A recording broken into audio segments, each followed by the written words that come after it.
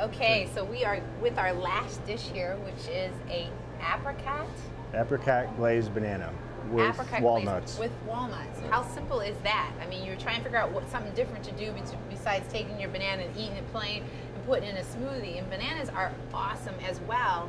They are great in potassium, as we all know, but they're great for diabetics, wonderful for anybody who wants to be able to control and have some natural sugar. So, correct. Why don't you tell us a little bit about this dish? Okay, this is real simple to make your glaze. Now we are using a little butter in this dish, and I have some clarified butter, and clarified butter is just butter that you melt over low heat, and all the foam that rises to your top you skim off, and you use that so it has a higher cooking temperature, doesn't burn. You removed all the milk solids to keep it from burning. It's basically the type of butter that they serve with lobster. When you get a lobster, you have that little bowl of melted butter. So we're just going to use a little bit of this. We're not using like 5 tablespoons. Yeah, basically what we're doing is using this so it can just brown the bananas a little bit. I just have one banana and it's just quartered. Wow, I've never done this before. And you see that butter gets nice hot, and as this butter starts to turn brown like this, it gets a nutty flavor. So if you ever see any recipes for nut butter or brown butter, it's just plain butter that you let brown a little bit, and it gets a nice nutty flavor to it.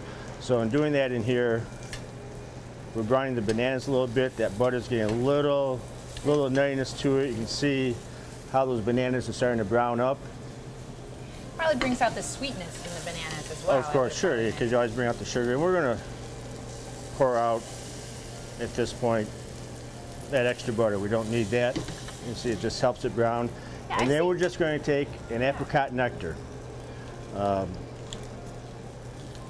again, apricots are awesome. They're a great antioxidant. And, you know, some people are wondering about seasonal foods and, you know, when do you eat certain kinds of foods? And we actually have a chart that we've put together that you can eat by the seasons. John Douillard wrote a book called Eating by the Seasons. And that's something that you can check out if you want to. And of course, having this seems like it's a wonderful juice filled with apricot, not a lot of corn syrup, which you'll find in a lot of juices. So this looks like it's getting pretty thick. Wonderful. Pretty, yeah. When you use a nectar, it's a thicker juice anyway. Yeah. Basically the essence. So it's going to thicken up on its own. You don't need to add anything to it. And again, and as we see that starting to thicken, you see around the edges. And we're just going to turn these bananas a few times so they're coated. And at this point, I'm going to use a little nice ground cinnamon. Yeah, let me get this one here. Just need a touch. Yeah. You could use nutmeg if you want. And we actually, at our company, Fitatudes, put together this biblical healing shopping list. We love to show how you can take these different foods, and one of them being bananas and actually cinnamon, and some of the health benefits of cinnamon is for digestion and also for anti-cancer. All of these things are found in different books that I actually will have on the sheet when you get your recipes. We'll talk a little bit about that on the recipe sheet. So. Okay, we're done here. As you can see, that juice is almost all evaporated, and the sugar from the banana cooks in with the juice. Right. And you get a nice glaze. And we'll just put that on the plate.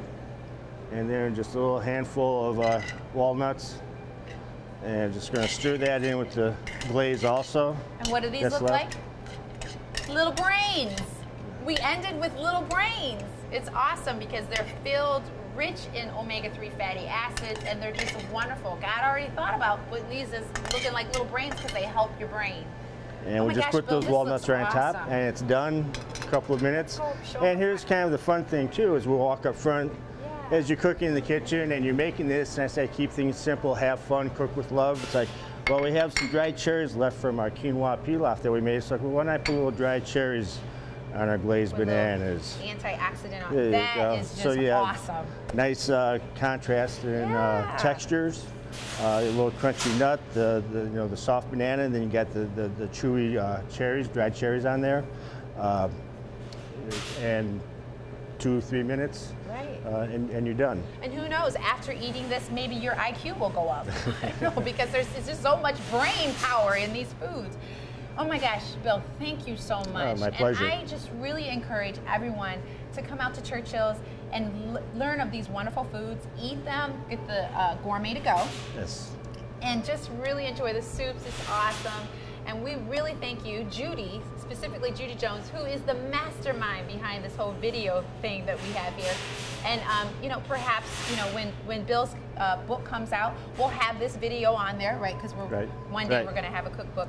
And so I thank you so much, myself, my business partner Tanja Ward, on behalf of Fitatudes. We thank you so much for the opportunity to share this brain healthy lunch with you today.